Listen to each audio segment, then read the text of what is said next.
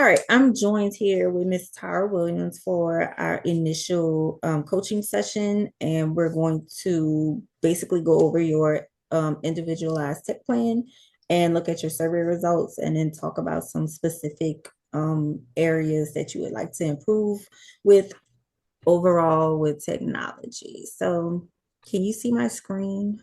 I can. Okay, so I do have you for African American Studies, and you're also a business English teacher, and I know you also coach, and then also you have your tutoring business as well. So when after taking the survey, you identified that your chosen category to improve upon was general technology skills, which there is described as leveraging technology tools effectively to meet the teaching and learning needs of the students, which could be device management, learning management systems, and general digital literacy. So I kind of want to hone in and focus in on that because when we talk about general technology skills, it gets really broad. So to kind of shrink that down a bit, I did look up some of the, I guess, most utilized or most technology skills that teachers may have or may need in the teacher profession. So some of those skills can be word processing or like spreadsheets, web navigation skills, like website design skills, email. Maybe it's like collaboration projects or also just digital camera skills. So I do want to pull up your survey results here. All right. So I see that you responded that you have traditional face-to-face experience and then you have virtual experience as well. So can you tell me about your virtual experience with technology? Well, I do virtual experience. I do virtual technology with my LRCE coaching. I am a coach for LRCE, so we utilize the Zoom platform. So everything on there is actually virtual. We use virtual worksheets. We use the Zoom platform, as I stated. We use Nearpod. So all of that is incorporated in those lessons, and they all go through. We utilize those simultaneously throughout a 2 hour span for the lesson. And I'm assuming virtual, of course, during COVID, you guys did asynchronous and synchronous Yes. online during that time period. And then what can you tell me about like your blended learning? Like how is that structured in the Well, classroom? my blended learning is when I do tutoring, I have some that I do face to face, and then I also have some that I do virtual. However, like I said, we utilize the when I think of blended learning, I think about the different tools. So we use the Kahoots, we use the Nearpods, especially with Zoom and Nearpod going on at the same time, because I'm actually navigating the Nearpod while I'm performing the Zoom. So to me, that's blended learning. But they also have those pieces where they have documents that they have to fill out as well. And I'm looking at those as we're doing through the lesson. I'm looking at answers for those. We use a collaborative board through Nearpod. I actually use that in my classroom too. What else? Adobe. Mhm. We utilize that in my business English, where they get to do their presentations through those, as well as sometimes they use the camera to be able to create some type of Instagram post or TikToks is what we're going to be doing. So using those digital pieces all in a lesson, it gets overwhelming for me. So Mhm. And then of course you have your master's degree and you've been teaching for 20 years. mhm. Um, I want to talk about like your comfort with technology because I see you rated yourself a 3. Um, kind of expound a little bit on that about why you rated yourself a 3. I only use technology, or my use of technology is determined by my job. So I only use it as much as I absolutely have to for my job. I would love to know more about that because I'm very interested in other aspects, not inclusive of my job, meaning I want to do audiobooks. I like doing podcasts just strictly for my benefit, but I don't know how to navigate all of that stuff. I love doing flyers and things like that for my business. I cannot navigate Canva and figure out how to do all of those, Mhm. which would be very beneficial for me because I do all of my own marketing. I Mhm. don't do any other type of marketing of, about mine is word of mouth or by my Facebook posts. Mhm. And then sometimes I print the flyers to, put in the other public places, but that's it. So I'd love to know how to advertise digitally or do, just do other things that would expand other things, but also utilize those skills in my business English, because we talk about marketing and we talk about different avenues and things that those kids can use to expand their businesses. So, or what they might need to know in a business world. Right. And how does that comfort level translate or affect your teaching in a classroom setting? The comfort level is horrible. I don't, I mean, I know how to get onto it. I know how to show the kids. Like when we just recently did presentations that I wanted them to utilize because we get Adobe for our kids. Everybody at our school is 1-to-1, which most schools are, but they also pay for those extra things for those kids, like Adobe Express and Google Docs and all these things that they can use, the meets and all of that stuff. And so much as I would love to utilize that because I think it'd be beneficial, I cannot navigate it. So my comfort level, it's not even at a 5. It's just I use what I have to. I know how to get on the grade book. I know how to get on attendance. I know how to, email, get my lesson plans. That's it. That's all I got. And does your school provide any like resources for you to be able to navigate those softwares and different platforms? They do and they don't. We only get them during professional developments, and it's in 1 hour sessions where we have to pick and choose which ones. Like a pair assessment is Mhm. something that, because of African American studies, it is a class that I actually create, and I actually don't have standards per se, but I would like those pair assessments to be in there for me to utilize year after year, but also for me to track my data, because it is a class that I literally have to hand check the test to be able to track my data and give those people, which our district has been looking at for over a year, to decide whether they want to even advance it to the AP studies or advance more classes. So those would be very beneficial for me if I know how to use them. But I don't know how to navigate them. And the schools, as I said, only do that during professional development. So there's not a person I could go to and say, hey, can I stay after school for an hour with you, or for a week or so, let's get this together. I don't. And my particular subject, I don't even have a PLT leader. I'm it, because it's only one class and it's only one teacher. So I kind of have to know how to do all that myself.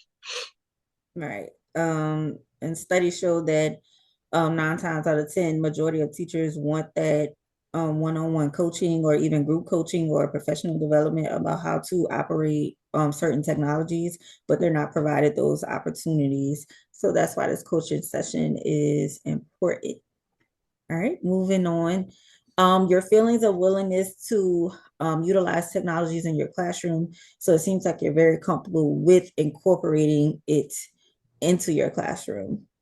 Yeah, I think it would really be helpful because that's the way they live. They live on a technology world. So I think it'd be really helpful if I can actually give them those pieces or allow them to do that because they feel more comfortable. Teaching business English, the alternative is English 2. Well, most of these kids that take my class can't even write. And when I say write, like compose a 5-paragraph essay, they can type, but they can't write. So utilizing those technology pieces would actually be well beneficial to them as well as to me. And your attitude is pretty much about the same towards technologies in a teacher setting. And Yeah, also the same with your personal um, relationship with technology. yeah, we have a love-hate relationship because I It's gonna try, but I don't always get the response. So get better. And then the role of technologies and what that plays in your students' progress. So, do you see with the incorporation and proper use of technology that your students are progressing, or is that something that you would like to work on more so that you can see that growth in your students? I would like to work on that more, especially with that business English, because that is the world that they're going to be going into. Mhm. These particular kids don't follow a traditional TOPS diploma pathway because I teach juniors and seniors. They actually follow the vocational path. And so a lot of them will literally graduate high school. They may go to a 2-year college. They're probably going to a trade school college, and they're going to be using computers and technologies like instantly as soon as they enter the workforce. So I would like for that to I would love to incorporate more of that, be able for them to be able to navigate when they do go find a job. I mean, even filling out applications for them is online. There Right. are no things that they go in and fill out a paper and pencil like I used to. So it would benefit them greatly, and even more if I can help them navigate those different areas, because of course nowadays they can even get the certifications where they could go into a job with Adobe Express or digital media certifications or whatever, and it will help them progress and be better citizens in life. Right. All right, when we get to your checklist, these are things that you feel most comfortable with or are familiar with. So you're used to using technology as a form of assessment in some way. You use it for record keeping. I'm assuming with like the grade book, grades, attendance, all those different indoctrinated platforms that the school gives us. Correct. Also for communication and collaboration with colleagues, administrators, and students. Correct. You also use it to for instruction in the Mm-hmm. classroom, and then also for professional development, which you mentioned a little bit earlier. Mm-hmm. But I do see that the strategies that you don't feel so much comfortable with are the ones when it comes to providing feedback by use of technology, and then also being able to critically assess, is this a proper source that my students should be using or that I even should be using?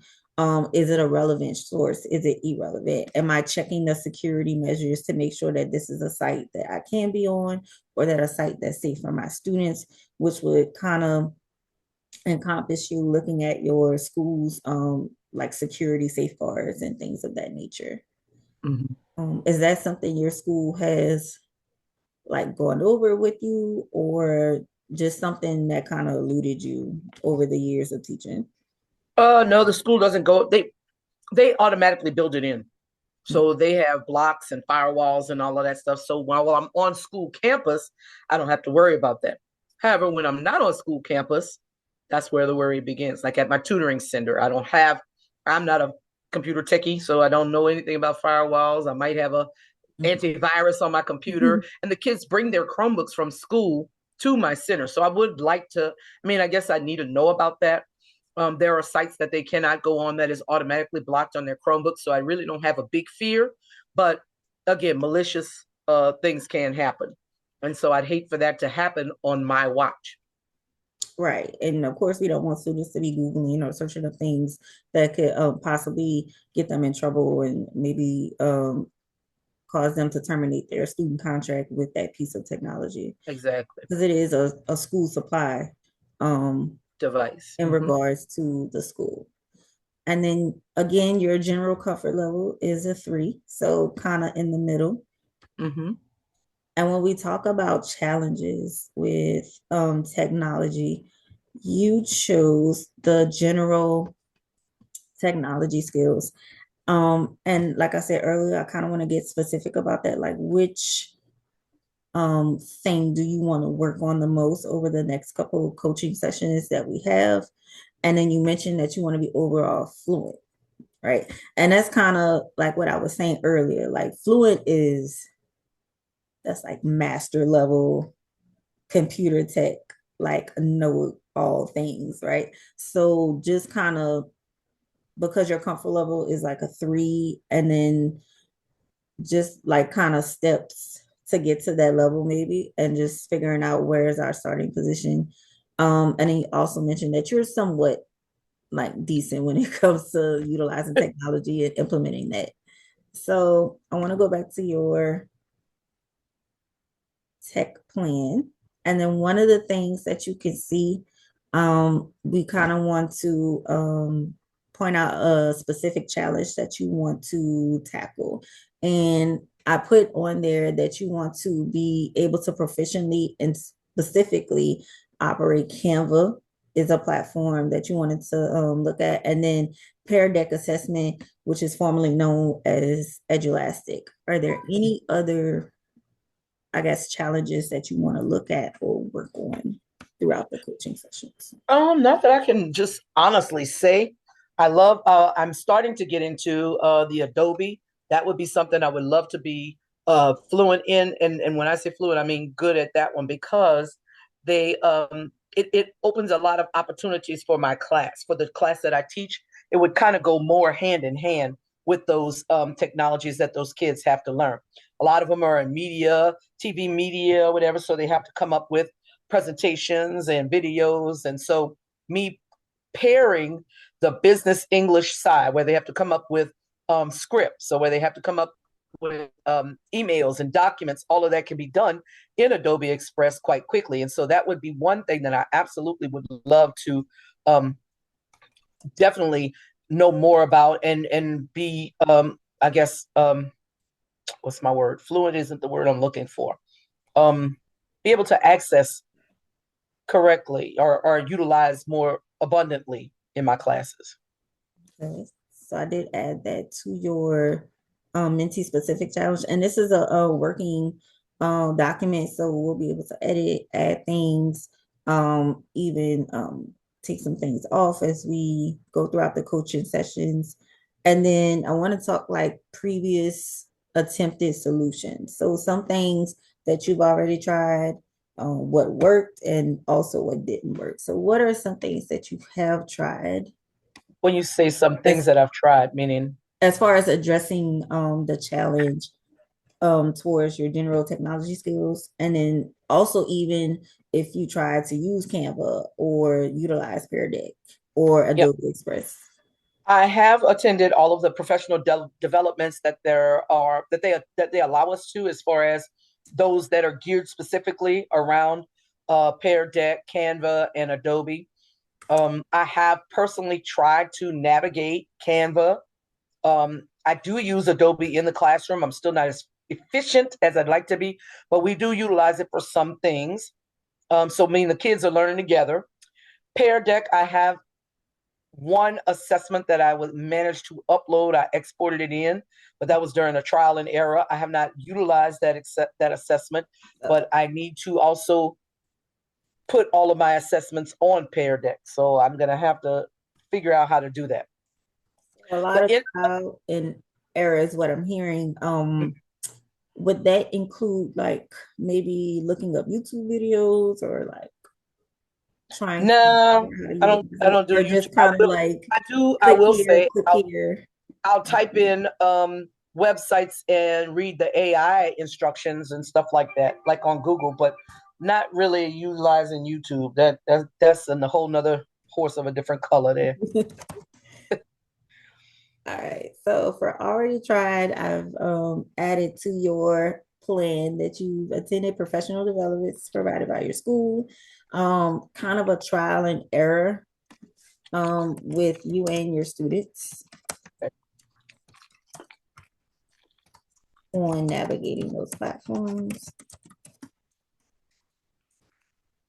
And then I also added Googling AI instructions. Now, out of all the things you tried, what has seemed to work the best for you? Hmm. Yeah. Nothing. So trial and error, or even a professional developments, because I feel like if The it's in professional person, develops it should okay, be. but I forget. I take notes and all that, but I forget as soon as I get to my room, and so it's really not helping me. So they don't Trial and error provide would you with probably be the like best out of the three. there's no like walkthrough provided, like walkthrough video or like a sometimes they'll print out like a walkthrough with visuals. So Nope, it's get what you get while you can, or you don't get it. and with the trial and error, does that seem to kind of get you at least a little bit like more familiar with it? Okay. Yes, it does. I will say that one does work. And then sometimes accidentally come up on what I want to know, and or it works, and then I'll never remember how to do it or again. But at least it works for that lesson. Sometimes trial and error yields some results Not consistently. on use.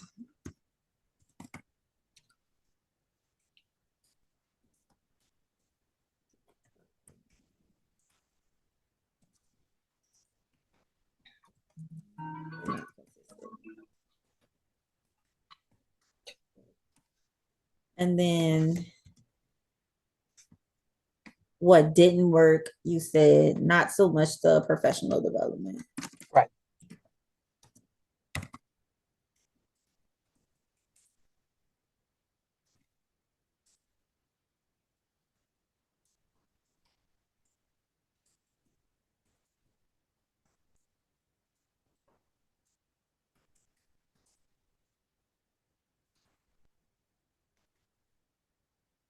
All right. And what about the AI instructions? How did that turn out with you Googling? Not necessarily good.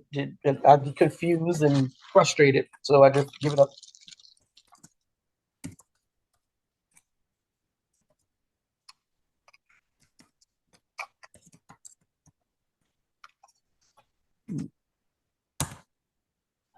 All right. Is there anything that we need to add to our plan, or anything you see that we need to elaborate on? No, I think we're good. From what I'm hearing, I'm just listening and following directions. I can't I can't elaborate on something I don't know nothing about. So Well, I think elaborating on like the specific issues that you have is like a good start, because if you don't know what the issue is, then you can't address the issue. So at least I know, like going into the coaching sessions, that when we're navigating these platforms and we're doing these coaching sessions, I know that I need to give you something tangible, something materialistic, like a paper walkthrough. So that's something. And then I know that trial and error could be like a useful like activity, and we can come back and talk about what worked, what didn't work, and then build from there. So yeah, expounding on problems is always a good thing. All right. Well, if you don't have anything else for me, I think this is the end of our initial coaching session, and I will see you pretty soon, hopefully, to get started on tackling Canva and Pear Deck and being able to implement that in the classroom for our students' assessment so we can see that growth that we want to see. cool. All right. Thank you for joining me. Thank you. Bye.